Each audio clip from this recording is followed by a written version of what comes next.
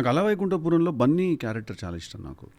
Especially ఎందుకంటే కొంచెం మన త్రివిక్రమ్ గారు రాసింది, బన్నీ అన్న పర్ఫామ్ చేసింది కూడా నేను అన్నతో మాట్లాడినప్పుడు చెప్పా, ఈ క్యారెక్టర్ ఇప్పుడు ఇట్లా బిహేవ్ చేస్తుంది అన్న తర్వాత అది ఇమీడియట్ గా సీన్ లో చూస్తే ఒక 4 స్టెప్స్ ముందుండే ఆలోచన క్యారెక్టర్ది. ఇప్పుడు ఏంటి వెళ్ళి చెప్పేస్తావా నువ్వు టబు గారికి, నువ్వు ఐఎమ్ యువర్ సన్ నువ్వు చెప్పేస్తావు అది ఇది అంటే, లేదు ఇప్పుడు చెప్పి సడన్లీ ఆమె వరల్డ్ కొలాప్స్ చేయను, తన మా అమ్మే కదా అంటాడు.